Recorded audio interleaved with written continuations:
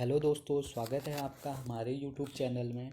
इस YouTube channel के माध्यम से हम आने वाले आगामी उत्तराखंड अधीनस्थ सेवा चयन आयोग के विभिन्न एग्ज़ाम जैसे कि पुलिस कांस्टेबल, एसआई, लेखपाल, बंदी रक्षक और फॉरेस्ट गार्ड जो भी एग्ज़ाम है उनके लिए यहाँ पे हम आपको एक प्रॉपर तैयारी करवाएंगे। इससे पहले हमने अपने इस यूट्यूब चैनल पे कुछ उत्तराखंड की और रीजनिंग से संबंधित वीडियोस डाली भी हैं, आप उन्हें भी देख सकते हैं।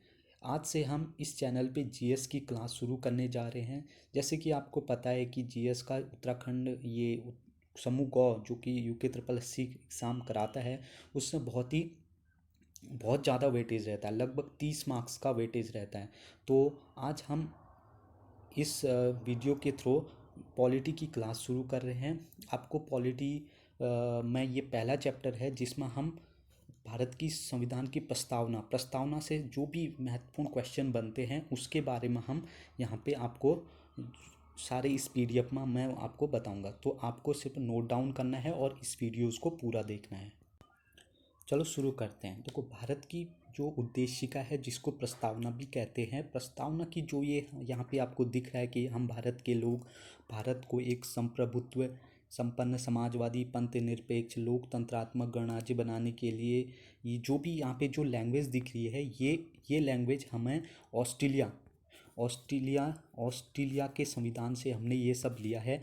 तो ऑस्ट्रेलिया के संविधान से अगर आपको क्वेश्चन पूछा जाए कि प्रस्तावना की भाषा कौन से देश के संविधान से ली गई है, तो पहला क्वेश्चन बन जाता है कि संविधान की जो ये भाषा है ये हमने ऑस्ट्रेलिया के संविधान से ली गई है। तो सबसे पहला क्वेश्चन सिंपल ये है। तो अब यहाँ से हम जो भी डायरेक्ट क्वेश्चन हैं उनसे हम चीज़ों को आगे बढ़ेंगे और उस क्वेश्चनों को हम यहाँ से सॉल्व करते रहेंगे। पहला जो मैंने आपको बताया कि प्रस्तावना की भाषा, जैसे कि आपको पहला दिख रहा है कि प्रस्तावना की भाषा ऑस्ट्रेलिया से ली गई है, पहला क्वेश्चन हो गया। उसके बाद देखो, जो प्रस्तावना जब बन रही थी तो प्रस्तावना का जो ड्राफ्ट था ये नेहरू जी ने तैयार किया था और नेहरू जी ने 13 दिसंबर, ये क्वेश्चन आ चुका है कि कब नेहरू जी ने उद्देश्य जो प्रस्ताव है जिसको प्रस्तावना भी कहते हैं उद्देश्य को, ये कब प्रस्तुत किया था। ये 13 दिसंबर 1946 को ये प्रस्ताव प्रस्तुत किया था। और 22 जनवरी, अनदर वेरी इंपॉर्टेंट डेट, कि कब संविधान सभा ने उद्देश्य प्रस्ताव को अंगीकृत किया, तो ये किया था 22 जनवरी 1947 को। तो आपको ये दो डेट पहले याद रखने हैं कि प्रस्तावना नेहरू जी ने उद्देश्य प्रस्ताव कब प्रस्तुत किया और संविधान सभा ने उसको कब अंगीकृत किया।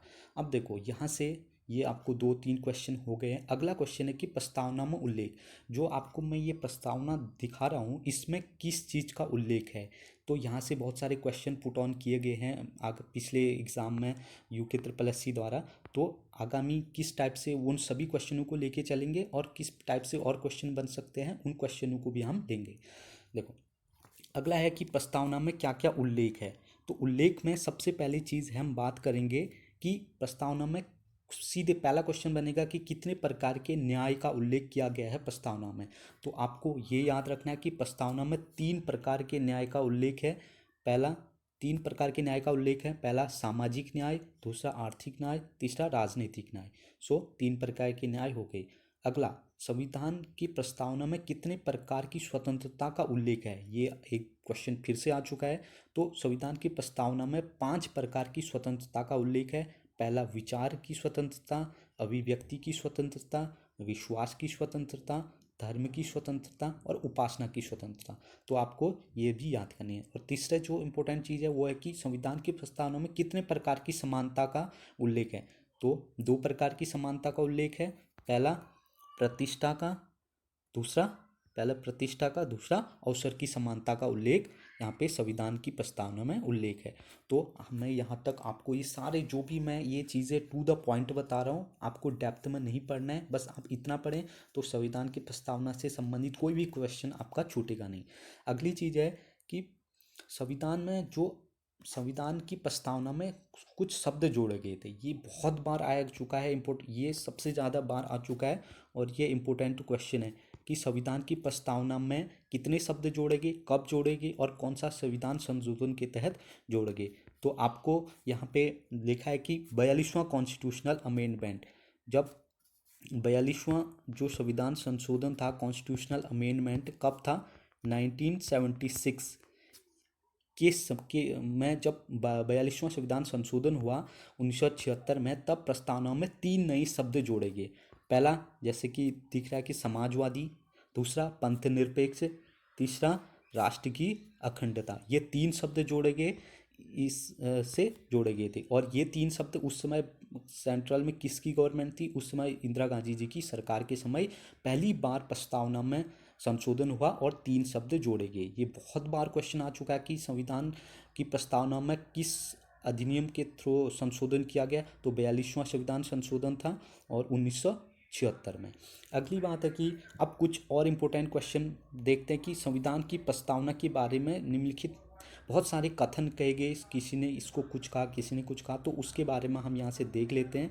जो अभी तक ये एसआई लेवल के एग्ज़ाम के लिए और ज़्यादा इम्पोर्टेंट हो जाता है कि उद्देशिका या प्रस्तावना को संविधान की आत्मा कहते हैं। जो भी ये प्रस्तावना है, इसको संविधान की आत्मा कहा गया है।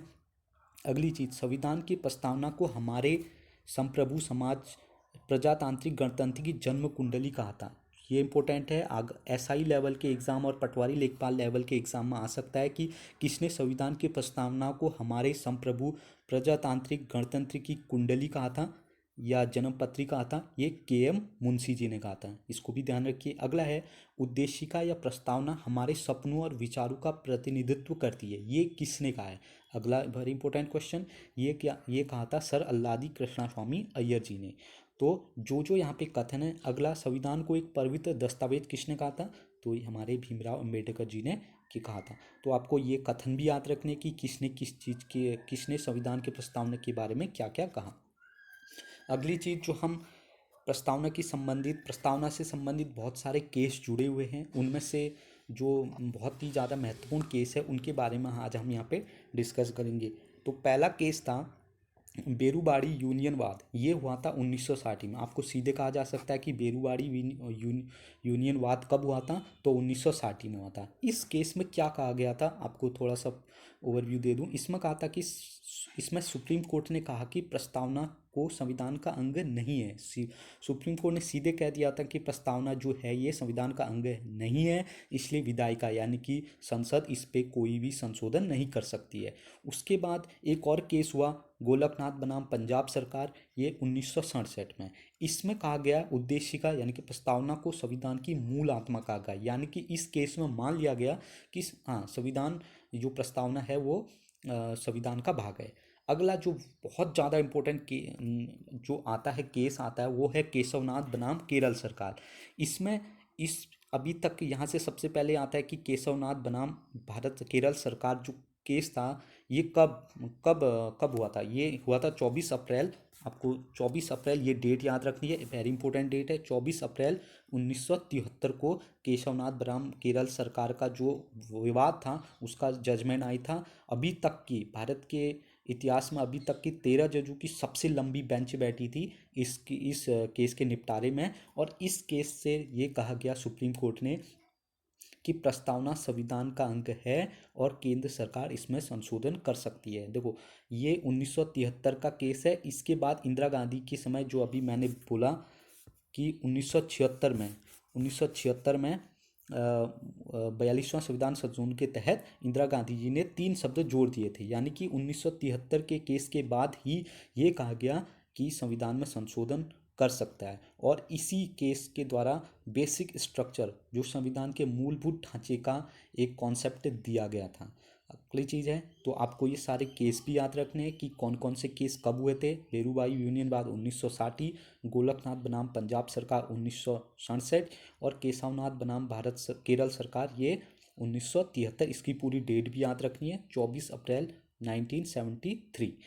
अगला 24, अब कुछ और इम्पोर्टेंट एक देख लेते हैं कि 26 नवंबर 1949, जब इस समय हमारा संविधान बन के तैयार हो गया था और संविधान सभा ने संविधान को अंगीकृत कर लिया था, और इसीलिए 26 नवंबर को संविधान दिवस मनाया जाता है। सो ये थे संविधान से संबंधित, संविधान की प्रस्तावना से संबंधित बहुत सारे वेरी इंपॉर्टेंट जो टू द पॉइंट क्वेश्चन है। आप इससे बाहर अभी तक की आप देख लेना कि एक एक भी क्वेश्चन बाहर नहीं पूछा गया।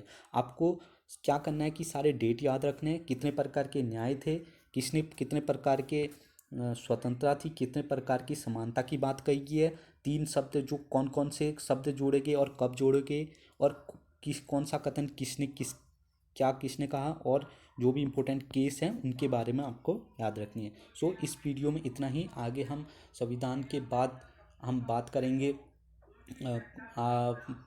जो आने वाले वीडियो लेक्चर जिसमें मॉडर्न हिस्ट्री से संबंधित होगा, आपको अलग अलग जीएस की, इसके बाद ज्योग्राफी और फिर हिस्ट्री, ये सारी क्लासें मिलेंगी। सो बने रहिए हमारे साथ। Thank you for watching.